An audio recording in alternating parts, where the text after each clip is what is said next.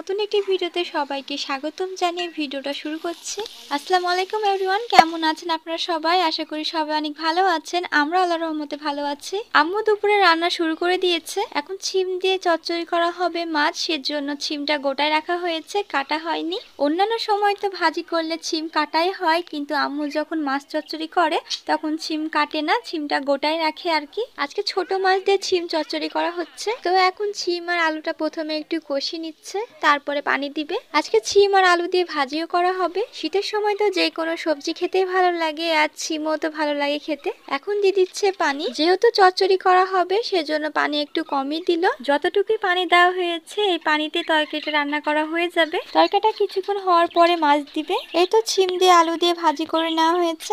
এদিকে মাছগুলো আম্মু সব দিয়ে দিয়েছে, আর কিছুক্ষণের মধ্যে তরকারিটা রান্না করা হয়ে যাবে। আমাদের বাসায় সবচেয়ে বেশি আম্মু ছোট মাছ খেতে পছন্দ করে। আম্মু আজকে করে নিয়েছে সুজির হালুয়া, কিন্তু আজকে সুজির হালুয়া রেসিপিটা তো আপনাদেরকে দেখানো হয়নি। যারা আমাদের গতকালের ভিডিও দেখেছেন তারা তো জানেন যে আম্মু ঘি বানিয়েছে বাসায়, তো ওই ঘি দিয়ে আজকে হালুয়া করা হয়েছে।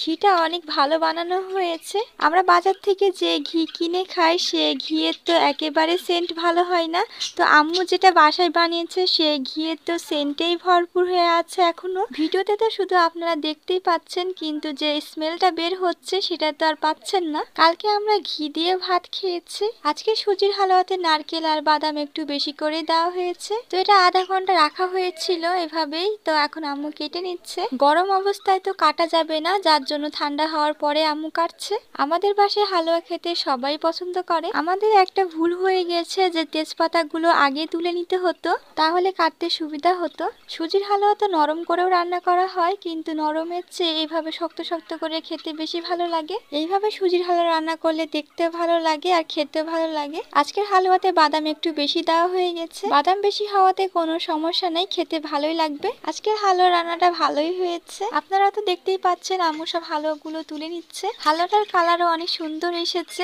দেখতে অনেক ভালো লাগছে।